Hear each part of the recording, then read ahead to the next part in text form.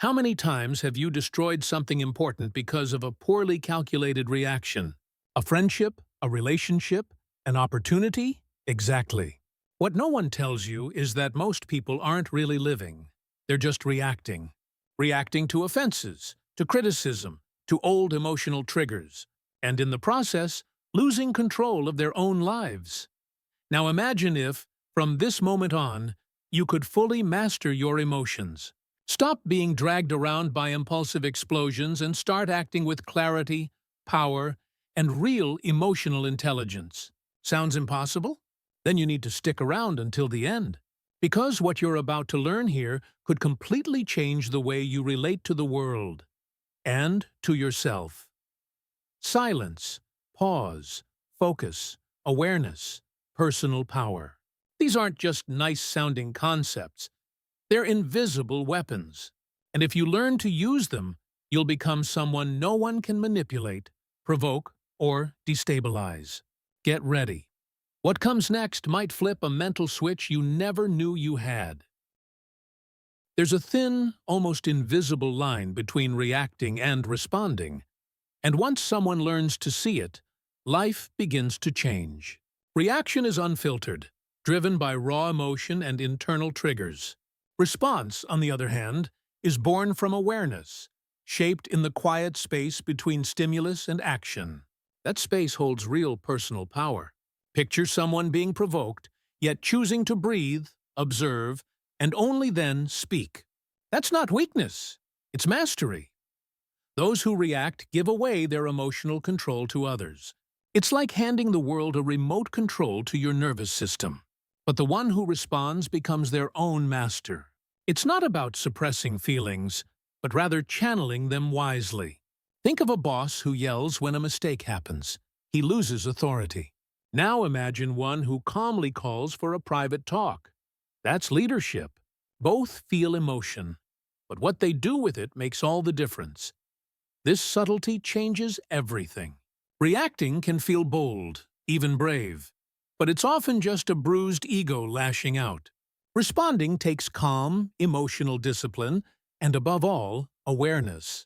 And it's in that quiet moment between the urge and the action that a deeper level of emotional intelligence begins to take root. One split second of emotional outburst can ruin years of trust. How many friendships have ended over a poorly timed remark? How many relationships broke apart because someone exploded without thinking? It's terrifying how the speed of a reaction can match the size of the damage it causes. A harsh word, a heated text, an impulsive gesture, and the damage is done. Worst part? There's no undo button. Anger never announces its arrival, but it always charges interest when it leaves. Someone yells at their partner, slams a door, types out a venomous message, and afterward, all that remains is silence and regret. The body cools down, but the weight in the chest stays. Deep down, they know. It wasn't what was done to them that hurt the most. It was how they reacted. Unprocessed emotions turn into weapons, aimed inward. That's why those who train silence in chaos develop a rare kind of stability. And it's not that they feel less, they just choose not to be dragged by the storm. That choice, small as it may seem, is what separates people living in peace from those at war with themselves. And maybe, right now, the line between destruction and growth is just 5 seconds wide. There's no strength more admirable than the kind that doesn't shout. True power isn't about controlling others, it's about mastering yourself. When someone can stay calm in the middle of chaos, they project a silent authority that no one can ignore. It's like they're saying, without words, I'm not a hostage to my emotions. And in today's world, that kind of freedom is rare and powerful. Imagine two people in a heated traffic dispute. One jumps out, shouting, ready to fight. The other stays inside, breathes, and doesn't engage. From the outside, that might look like weakness, but in truth, it's pure strength. Because staying composed when every part of you wants to explode takes more courage than yelling ever could. Funny thing is, the one who says less often ends up remembered more. Modern life is designed to steal your calm. Social media, deadlines, constant pressure. But those who commit to building emotional discipline, even quietly, are crafting an invisible armor. They become resilient to manipulation, criticism, and noise. And that unshakable calm doesn't come by luck. It starts with something as small as pausing for 5 seconds. 5 seconds. That's all it takes to shift from chaos to clarity. When a strong emotion hits, anger, frustration, fear, the mind wants to act instantly. But if you pause, breathe, and wait just 5 seconds, something powerful happens. Reason catches up. It's in that tiny window that you take back the reins from impulse. And that shift? It changes everything. A response built in 5 seconds can prevent a regret that might last for years. Picture a leader facing unfair criticism. The first urge is to snap back, defend, maybe even humiliate. But if they pause, breathe, and wait, they realize they don't need to prove anything. Their response can be firm yet calm, disarming the situation without damaging it. Those 5 seconds become fertile ground for wisdom, patience, and personal power. It's the pause that rewires everything. What's fascinating is how this pause becomes easier with practice.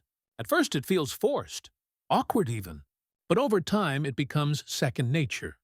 A new kind of instinct, conscious and sharp. And soon, the world responds differently to someone who masters the pause.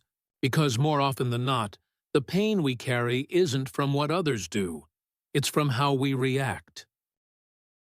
Few things hurt more than remembering something you said without thinking.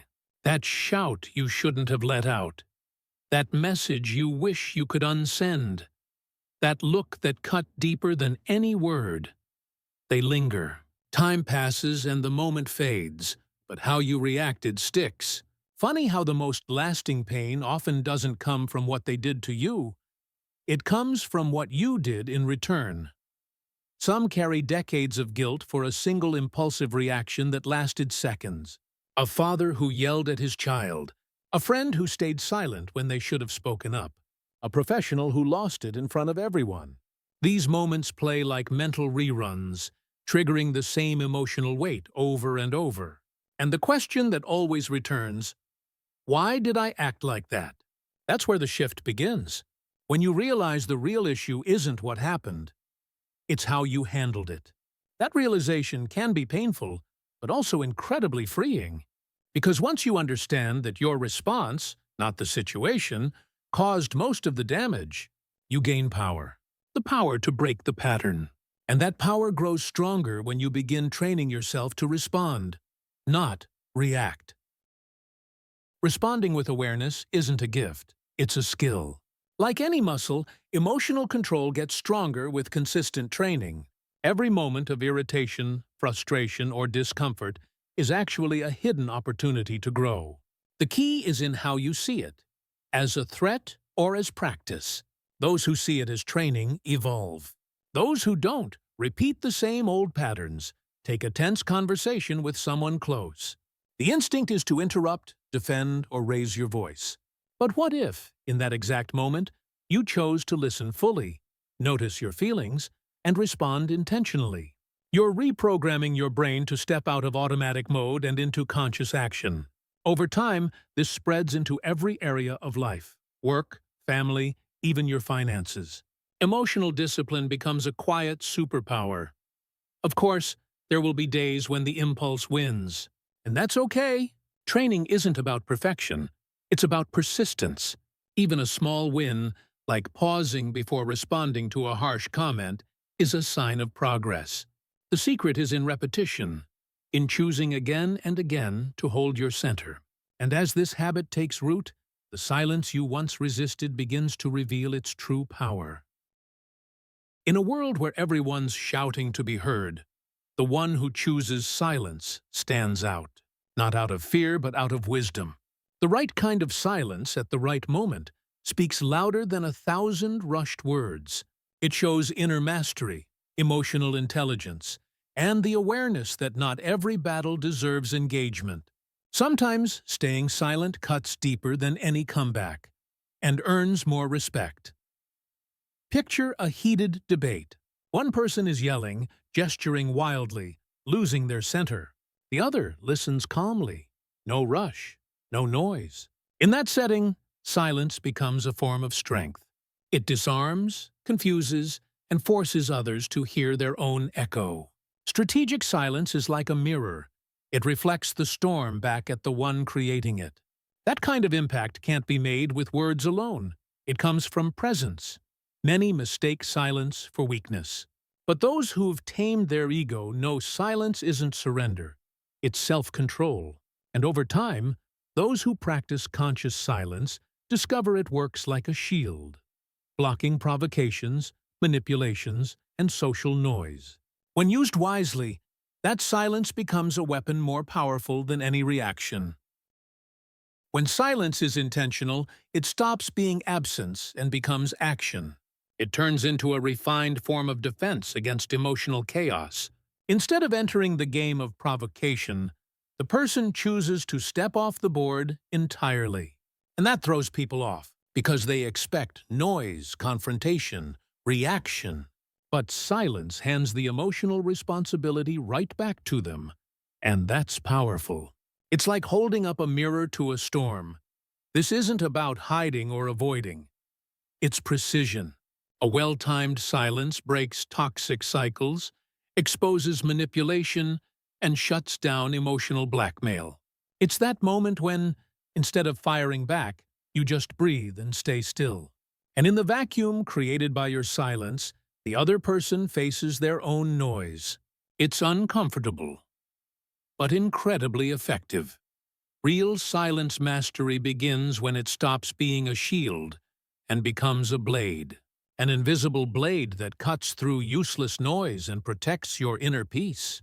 Those who learn to wield silence this way realize that not everything deserves a reaction. Some battles are best won in stillness. And from that realization comes a deeper truth. Your energy is sacred and must be guarded carefully. There's a quiet freedom in simply not reacting. Sometimes the strongest move is to ignore what was clearly meant to shake you. Because giving attention is giving power. And not everything, not everyone, deserves that gift. When you realize your energy is limited, you start distributing it wisely. You begin to understand that you don't need to get involved in every conflict, reply to every comment, or fix every noise around you. It's like walking into a dark room and choosing not to turn on the light. Because you know nothing in there deserves your clarity or presence. This decision, simple on the surface, is deeply powerful in practice. Protecting yourself isn't selfish. It's maturity. Even more than that, it's emotional intelligence in action. People who spend their energy on everything and everyone eventually burn out. And with that burnout, they lose focus, peace, and even themselves. Being selective with your attention is a high-level form of self-defense. It's saying, this doesn't get to affect me. It's a shield against obvious emotional traps and disguised manipulation. But it takes more than just desire to hold this line. It takes focus. And when that focus is trained, it creates something solid. Peace that doesn't shatter easily. Peace isn't the absence of problems. It's the absence of unnecessary involvement.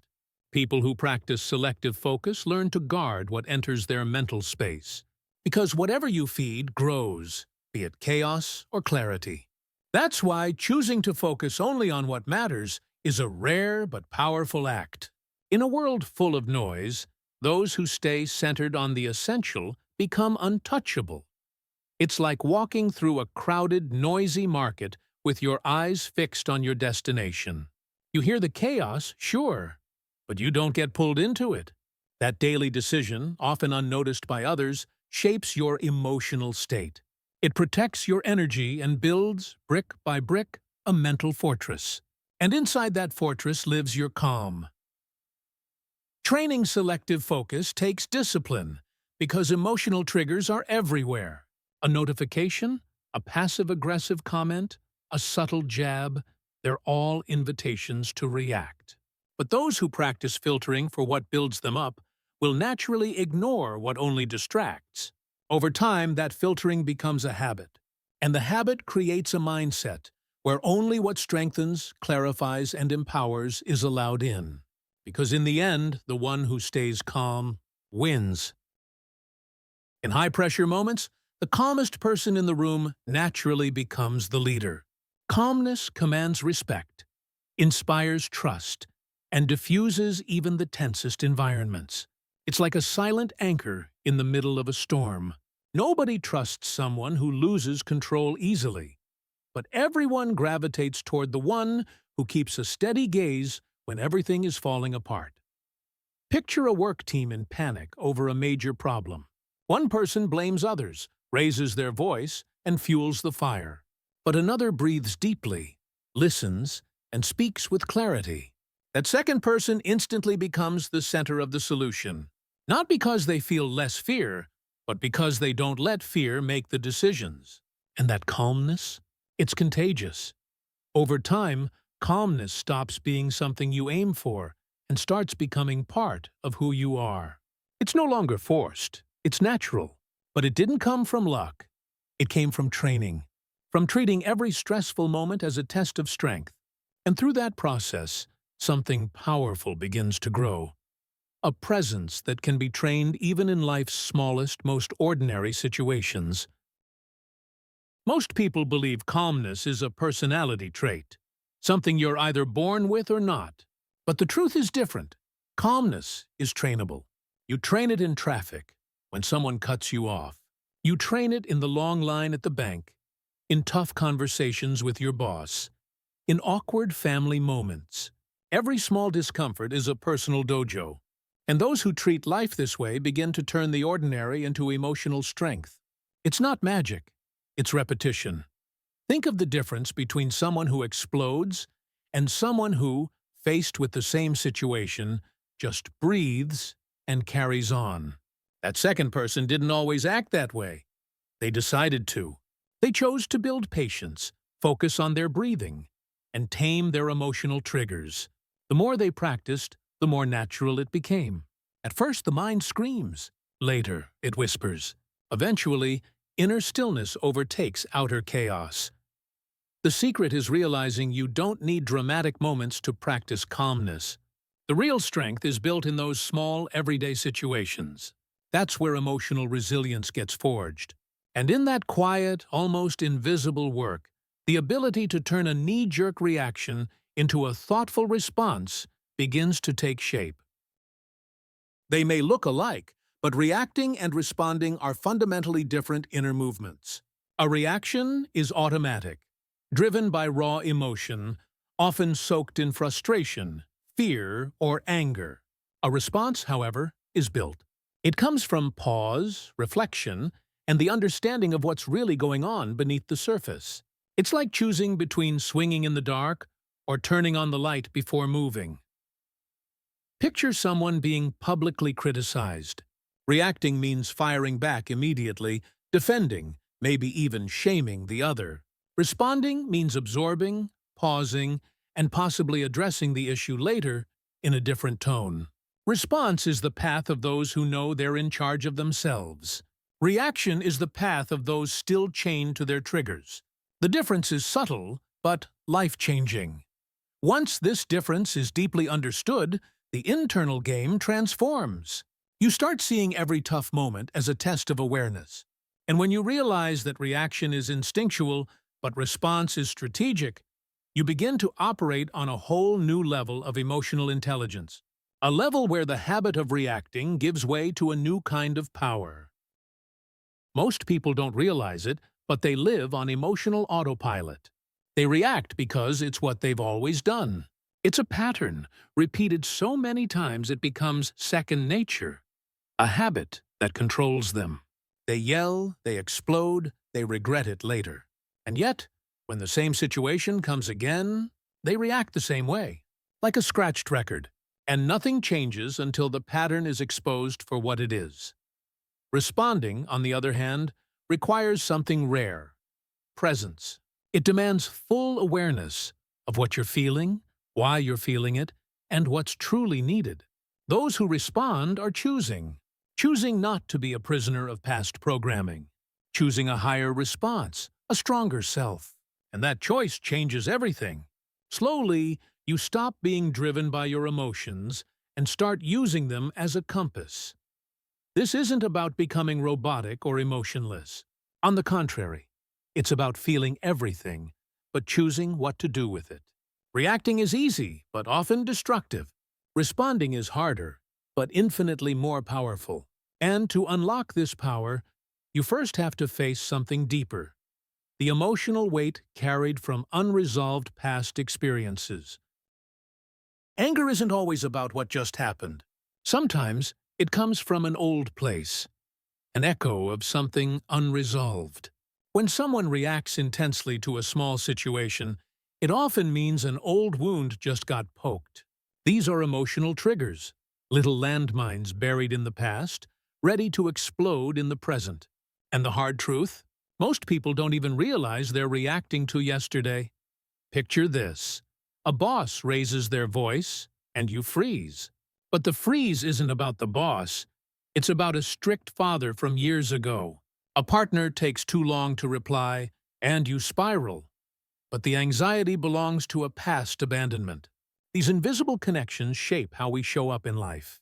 Until we see those roots clearly, emotional control feels nearly impossible. The real problem isn't always now, it's the baggage now is waking up. Bringing awareness to these wounds is where the healing begins. Not to erase what happened, but to stop letting it control you. When you trace a reaction back to its origin, you take away its power. And that's when you begin to craft a response instead. One born from emotional clarity. That clarity is the first step toward breaking patterns and regaining control. Nothing changes until a person becomes aware of themselves, aware of what they feel, why they feel it, and how they react. Emotional awareness is when the autopilot starts to fail, and in that space, control can be reclaimed. It's like turning on the lights in a room you've been stumbling through for years. Now that everything's visible, you can finally move differently. Awareness doesn't get rid of emotion, but it transforms the relationship you have with it. You still feel anger, sadness, fear, but now you understand what those emotions are trying to tell you. Instead of suppressing or exploding, you listen. And that internal listening is what breaks the cycle. Because while ignored emotions repeat themselves, understood ones dissolve with dignity. This is where personal power begins to rise. You stop seeing yourself as a victim of your feelings and become the author of your own responses. And that shift, though subtle, changes everything. Because responding with awareness not only alters the external situation, it changes how you experience your entire life. And from that space, real strength begins to emerge. Responding with awareness is a quiet form of power. Instead of lashing out in the face of injustice, the person chooses strategy over explosion. That doesn't mean accepting everything in silence. It means knowing how to act without being contaminated. When someone attacks you and you respond with clarity, firmness, and presence, you become untouchable. Your strength doesn't come from volume. It comes from intention. There's something deeply transformative about staying calm when everyone expects you to lose it. In a heated conversation, a conscious response changes the tempo. It disarms without wounding. It preserves your energy while protecting the relationship. People watching from the outside can feel it. There's someone who holds power, but doesn't need to show it. And that kind of energy? It earns respect. This kind of posture isn't built overnight. It comes from small decisions made again and again. To breathe before speaking, to think before acting, to observe before judging. And behind every choice is a quiet internal battle, with a voice that wants to prove something, to be right, to be seen. That voice doesn't come from strength. It comes from a deeper source, the ego. Most of our most destructive reactions come from a bruised ego. It's the ego that wants to be right, to be admired, to win the argument at all costs.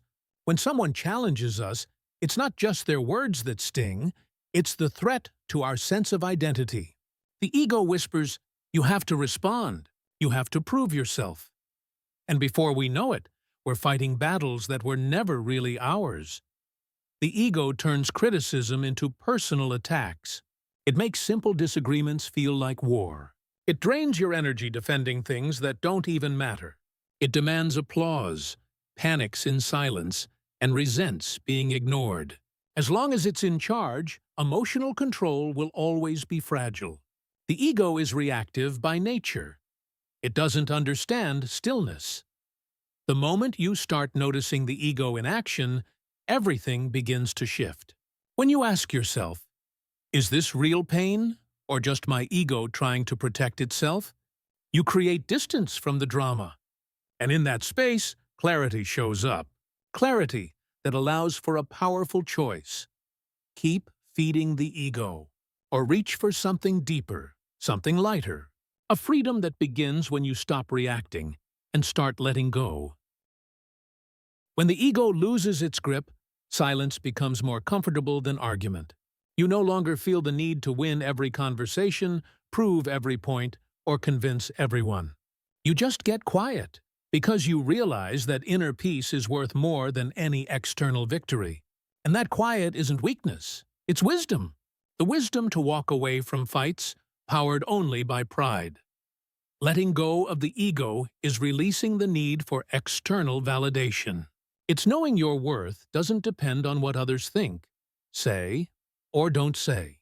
That kind of security starts to come from within, and with it, a surprising sense of lightness. Not because the challenges disappear, but because your way of facing them changes. You no longer feel like a character chasing applause. You become the author of your own serenity. This transition takes courage, because the ego is loud, persuasive, and addicted to reaction. But when it stops being the center of your decisions, space opens up for something deeper. Real strength. The kind that doesn't need to perform or control. A quiet, grounded strength that comes from self-mastery. Strength isn't raising your voice, it's raising your awareness. True power doesn't shout or dominate, it chooses wisely. It shows itself in the decision not to strike back, not to explode, not to lose yourself in a storm. The person who controls themselves has already won the biggest battle, the one against their own impulses. Self-control isn't rigidity, it's applied wisdom. It's knowing when to speak, when to act, and most importantly, when to wait. In a world that rewards quick reactions, those who move with calmness stand out. Because self-control reveals something rare. Balance. And balance is magnetic. It attracts, stabilizes, and inspires. The beautiful part?